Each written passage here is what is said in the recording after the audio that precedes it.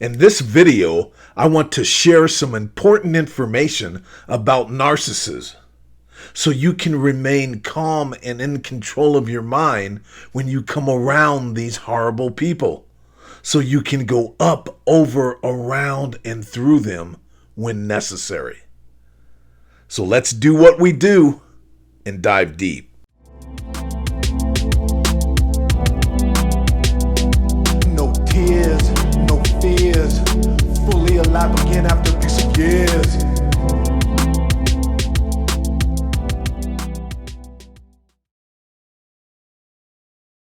Hey, human family, how are you? You guys good? I hope so. Thanks for stopping in. I appreciate it.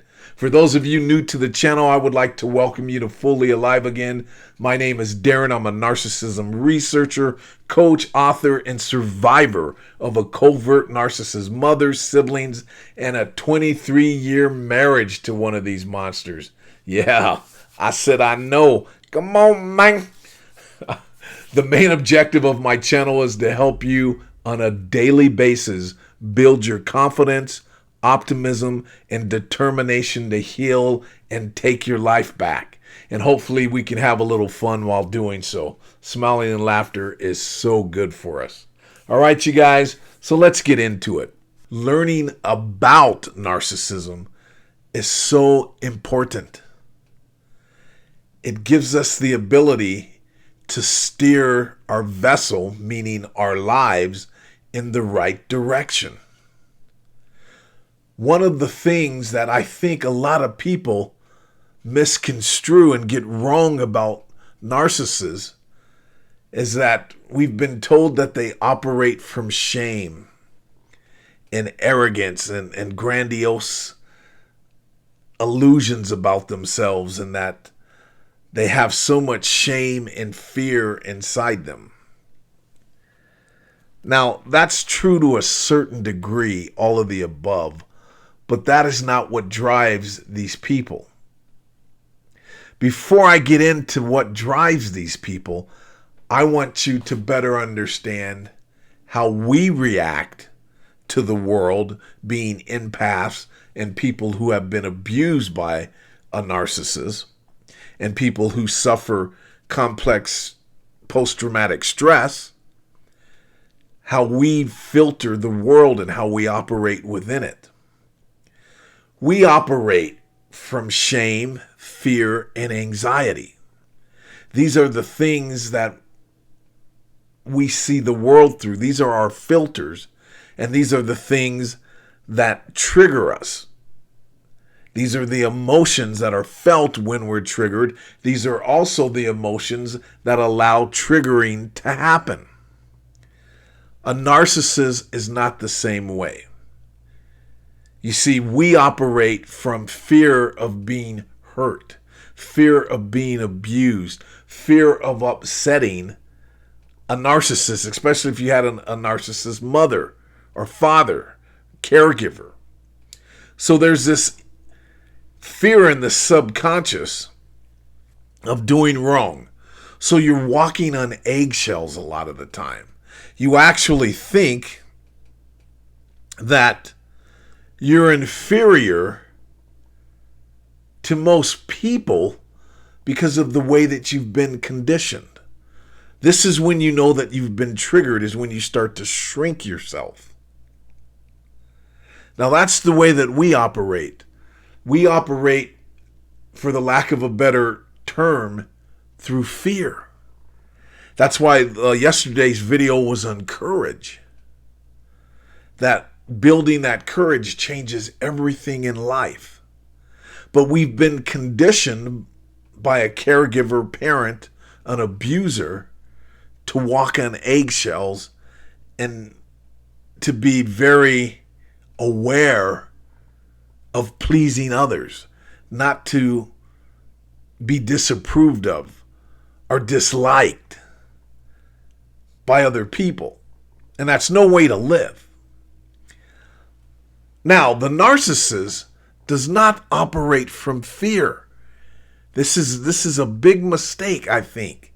Doesn't mean that they don't get afraid. I mean, they get triggered And they go into anxiety, and they can experience all of the emotions that I just mentioned that we as empath and codependents and people who suffer from complex post-traumatic stress, they can have some of those symptoms too. And also be suffering from complex post-traumatic stress. But their mode of operation, the way that they filter the world, is through desire. Desire to get narcissistic supply. That's why they are parasitic. They are predatory. That's how these people operate. They are constantly assessing you, sizing you up, meaning other people, to see how they can feed, to find your vulnerability and attack, to see how they can use you, to see what you're good for. You are a thing to them. And that's where their grandiose thinking comes into play, is that they see you as small because they wonder why you're not parasitic like they are.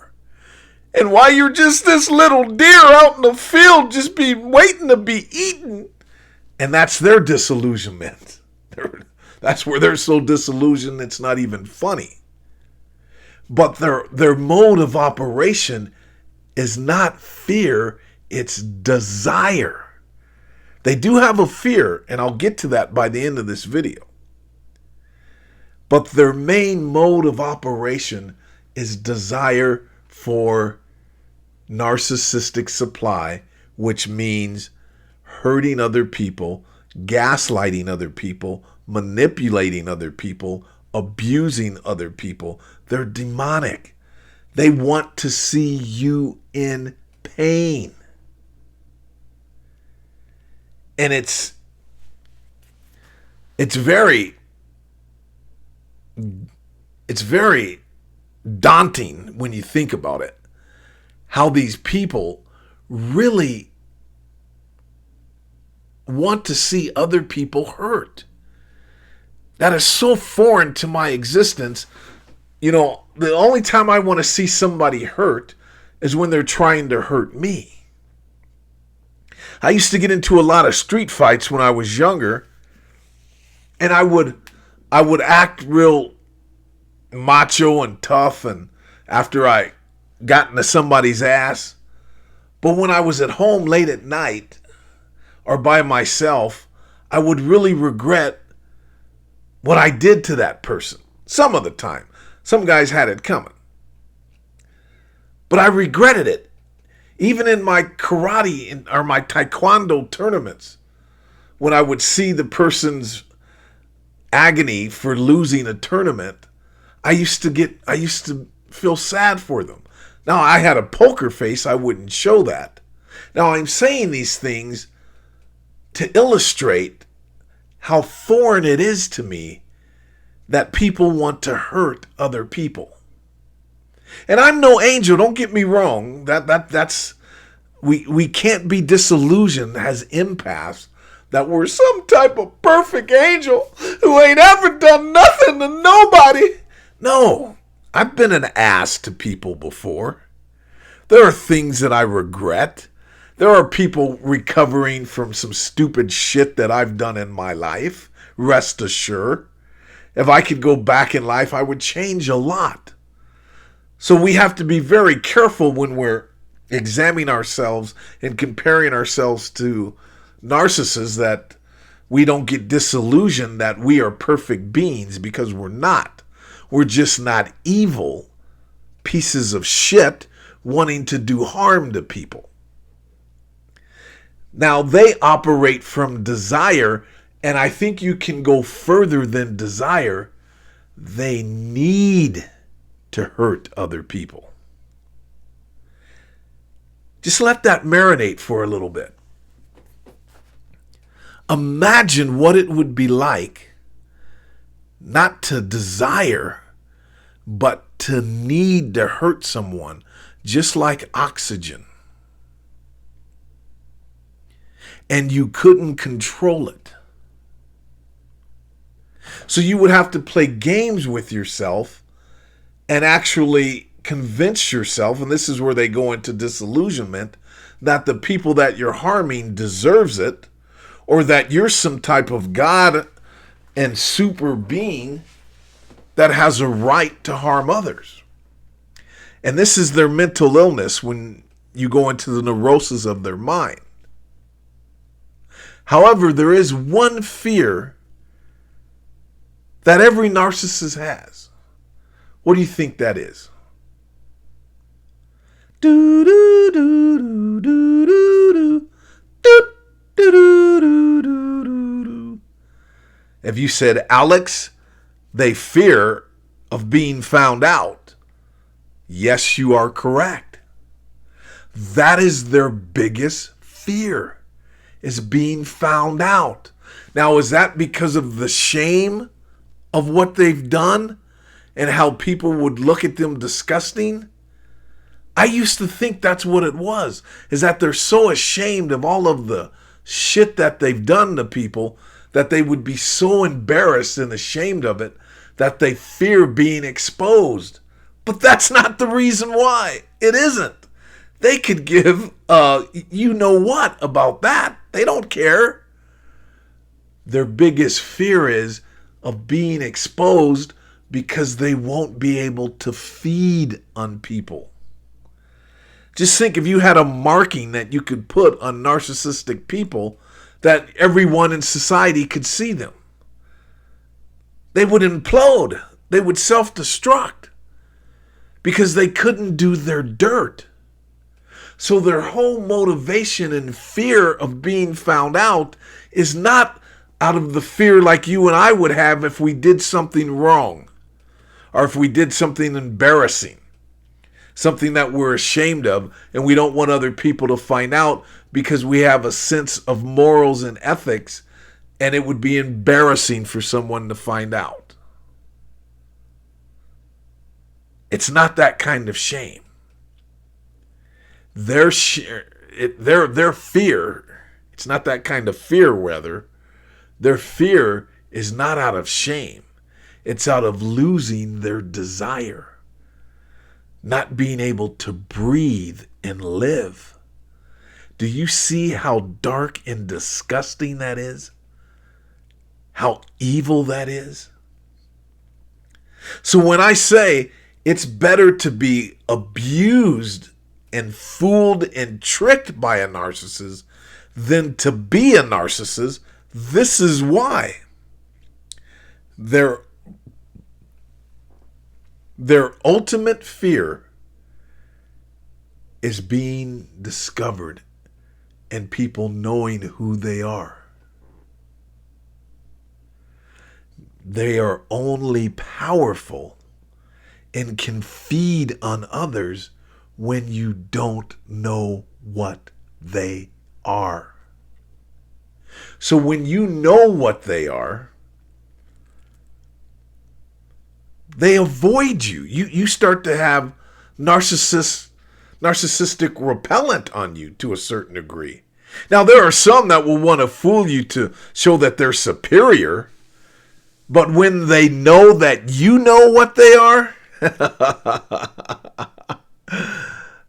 they leave you the F alone because they know you know and they can't feed on your ass anymore. This is why it's important for you to understand how these people operate. Now, should you tell a narcissist that you know who they are?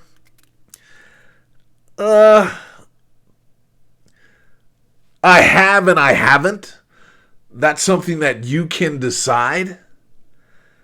Do you want to go battle with them and waste your time? No, because there's no, unless it's absolutely necessary, there's no winning with these people. You could call them the most dirtiest names that you could think of. The dirtiest names that you could think of. You could point out concrete information about them that would shame the average person and make them do a self-assessment and alter their lives and behavior and make some changes, you could point out reality, stone cold reality, and things that would disgust most people, and they wouldn't care. All they would care is that they've got you in a dialogue and in an argument, and they're feeding off of your emotions and enjoying your anger. I remember one time I was in an argument with my ex, and I called her the C word, and I'd never done that, and I'd never called her out of her name throughout 22 years of marriage. I held it in. I was a gentleman. I raised my voice. I did, I got angry. The reactive abuse is real. But I only called her out of her name towards the last year of our marriage, and I called her the C word. And she relished it. She looked at me like she was doing a victory lap. She was so enticed by that. I could see her just marinating in my anger and that I called her that. Her whole face, body, and energy was pulsating happiness and joy from that ugly word that I called her, and for my temper being unleashed on her. It was surreal. I will never forget how her empty eyes lit up when I did that. And she tried to provoke me to become physical. But Daddy didn't raise no fool. So my point here is that there's no low that you can go to win in an argument with these people. The argument itself is a joy, whether they're winning or losing. It doesn't matter to them. It's the interaction of watching them trigger you and cause you to behave in a less desirable way, so they can sit back and go, well, look at this. He or she is just like me, a piece of shit. He called me the C word. I got him to do something that he never did. I got him to break some of his own personal values and ethics. I controlled him. The person that can trigger you can control you. I am living proof of this. So today's takeaway is that they fear being exposed and found out, not because of the guilt, shame, and ugliness of all the things that they've done. They're afraid of being exposed because they won't be able to feed.